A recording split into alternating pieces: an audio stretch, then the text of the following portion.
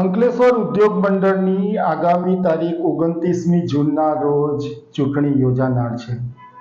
સહયોગ પેનલ તેમજ વિકાસ પેનલ બંને હરીફ પેનલો વચ્ચે જોરદાર પ્રચાર શરૂ થઈ ગયો છે અને તે અંતિમ તબક્કામાં જોવા મળી રહ્યો છે.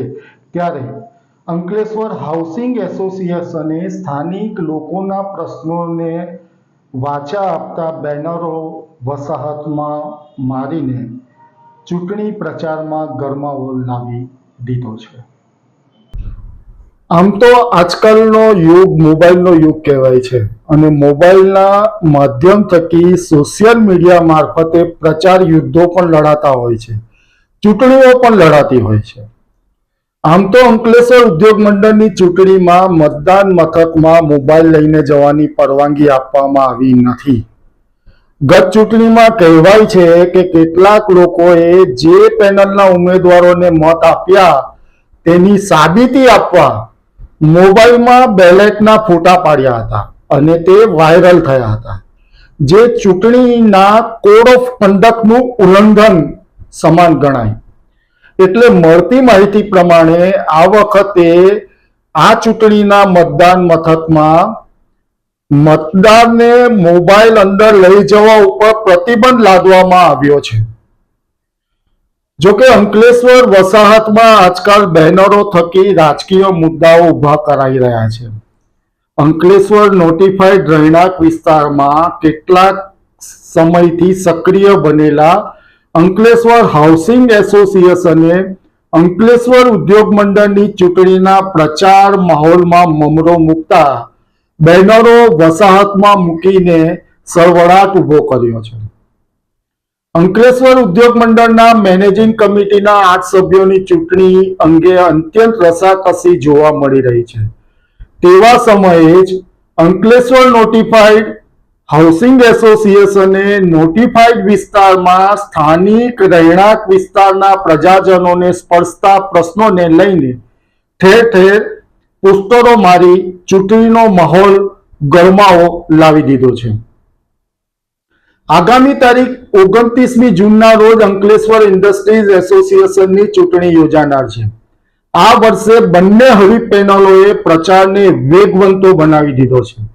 બંને પેનલો વચ્ચે તીવ્ર રસાકસી જોવા મળી રહી છે. ત્યારે બળતા ઘરમાં તેલ ઉમેરાય તેમ અંકલેશ્વર નોટિફાઈડ હાઉસિંગ એસોસિએશન દ્વારા નોટિફાઈડ રહેણાંક વિસ્તારમાં ઠેર ઠેર લોકહિતના પ્રશ્નો સંબંધિત બેનરો ઊભા કરી ચૂંટણીના માહોલને વધુ ગરમ બનાવી દીધું છે.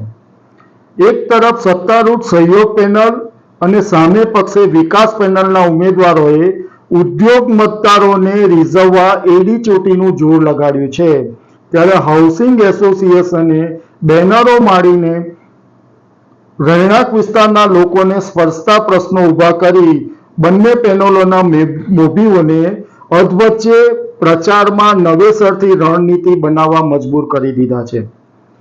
અંકલેશ્વર નોટિફાઈડ હાઉસિંગ એસોસિએશનના પ્રમુખ અતુલ માકડિયા તેમજ ખુશાલ રાદડિયાએ નોટિફાઈડ રહેણાંક વિસ્તારને પ્રતિનિધિત્વ આપવાની જોરશોરથી માંગ કરી છે. કેવળ ઉદ્યોગો લક્ષી પ્રશ્નો નહીં, પરંતુ રહેણાંક વિસ્તારના પ્રશ્નોને પણ વાચા આપવા જોરશોરથી માંગ ઉચ્ચારી હતી.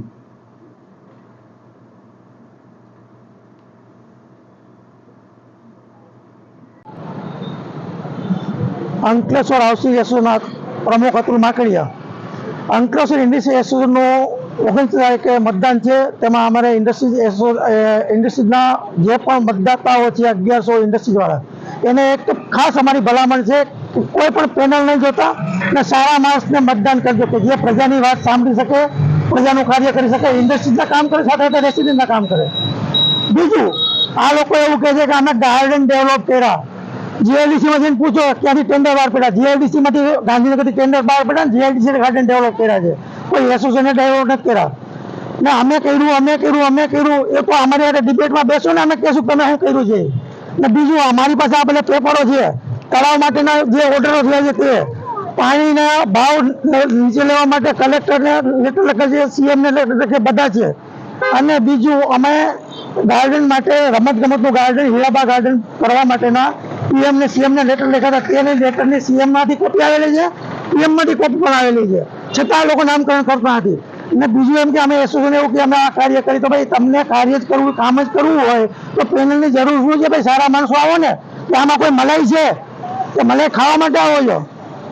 એટલે આમાં સહયોગ કોનો થાય છે કે કોનો વિકાસ થાય અમને ખબર પડતી નથી. અમારો પ્રશ્ન એ છે કે અમારા આ જે મુદ્દાઓ છે તે મુદ્દાઓ કોણ કરશે તેનો મારે મિનિંગ છે. એ જ અમારે ઉમેદવાર જોઈએ, સારા ઉમેદવાર જોઈએ કે જે માણસની સારી પ્રતિષ્ઠા હોય, કામ કરવાની સારી ઈચ્છા હોય અને પ્રજાને સારી રીતે વાત કરી શકે એવા માણસો. બાકી પછી એમ કે તમે તો કોણ બોસ છો, તમે કોણ ડોન છો, એ બધી વાત કરવાવાળા હોય ને એને મત ન આપતા.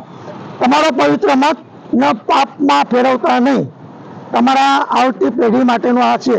અમારી તો લડાઈ છે, અમારે કોઈ મત નથી જોતો, અમારે કોઈ ઊભું નથી રહેવું કે અમને કોઈ જાતની આશા નથી.